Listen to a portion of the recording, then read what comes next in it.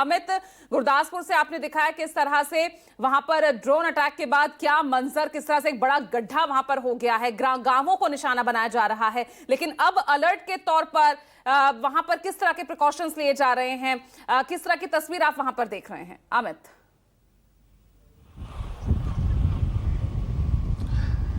देखिए पूजा, प्रशासन ने अपनी तरफ से अलर्ट जारी किया हुआ है और खासकर रात के वक्त को लेकर कह दिया गया है कि 7 बजे से लेकर अगले दिन सुबह 5 बजे तक कोई भी व्यक्ति जो है वो बाहर ना निकले। एक तरह से ब्लैकआउट का जो है संदेश डीसी की तरफ से दिया गया है और एक के बाद एक, चाहे पठानकोट हो, गुरदासपुर हो, अमृतसर हो, फिरोजपुर हो, ये सभी बॉर्डर से लगे जो इलाके हैं, इन सभी इलाकों में लोगों को प्रिकॉशनरी, अगर ज़रूरत ना हो तो घरों के बाहर ना निकले, इस तरीके की हिदायत जो है वो दी गई है। और सबसे महत्वपूर्ण बात यह है क्योंकि यही वो इलाके हैं जहां पर सबसे ज़्यादा हमने देखा है कि कल पाकिस्तान की तरफ से अटैक किया गया है। हमने रात में तस्वीरें भी दिखाई थी कि किस तरीके से ड्रोन के जरिए पठानकोट के एयरबेस को निशाना बनाने की कोशिश की गई। पठानकोट जो कैंट एरिया है वहां लगातार ड्रोन जो है वो दिख रहे थे। सुबह भी तस्वीरें हमने दिखाई, सुबह 4:30 बजे से लगातार ड्रोन जो है वहां अटैक करने की कोशिश कर रहे थे, लेकिन भारत की एयर डिफेंस सिस्टम जो है वो किसी भी तरीके से इन ड्रोन को कामयाब नहीं होने दे रहे थे। एक के बाद एक ड्रोन जो है वो मार के गिरा दिए गए। कल से अब तक जो बताया जा रहा है कि 25 से 26 ड्रोन जो है वो पठानकोट में गिराए गए हैं। इसके अलावा अमृतसर की अगर हम बात करें तो वहां पर भी हमने देखा कि सुबह भी धमाकों की आवाज सुनाई दी, एक ड्रोन की वहां भी गतिविधियां देखी गई। इसके अलावा खासकर क्योंकि जलंधर भी एक स्ट्रेटेजिकली इंपॉर्टेंट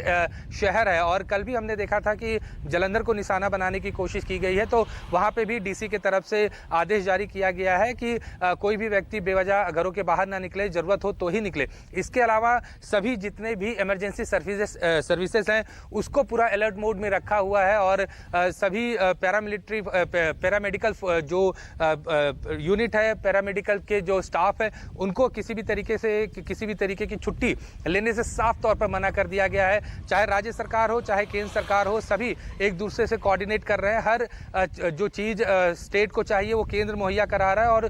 जो आर्मी या हमारे डिफेंस या पुलिस फोर्सेस को चाहिए वो स्टेट मुहैया करा है। तो एक तरीके से कोऑर्डिनेशन में सभी सेंट्रल और स्टेट जो है वो चल रहे हैं, क्योंकि सबसे ज़्यादा असर जो है वो पंजाब, राजस्थान, जम्मू कश्मीर जैसे राज्यों को पड़ रहा है, क्योंकि ये इलाके हैं जहां पर बॉर्डर जो है पाकिस्तान से लगा हुआ है और ग्राउंड जो बैटल होता है इन्हीं सब इलाकों में होता है। ऐसे में सरकार इस बात को बखूबी समझती है कि अगर परिस्थितियां और भी खराब होती हैं आने वाले दिनों में, एयर स्ट्राइक के अलावा अगर हम ग्राउंड बैटल में जाते हैं, अगर जमीनी युद्ध पे जाते हैं, तो राज्यों को काफी मजबूत होना पड़ेगा। और क्योंकि पूरा सपोर्ट जो है वो स्टेट देती है सेंट्रल को या फिर आर्मी को, तो ऐसे में किसी भी परिस्थिति के निपटने के लिए स्टेट जो तैयार है, उन्होंने अपने जो भी बैकअप लेना है उसकी तैयारी चल रही है। अगर पंजाब की बात करूं तो पंजाब के जितने भी मिनिस्टर्स हैं उन सभी मिनिस्टर्स की बॉर्डर्स एरिया में जो है वो ड्यूटी लगाई गई है, ताकि वो खुद वहां पर जाए, मॉनिटर करे कि अगर किसी भी तरीके की हेल्प जो है वो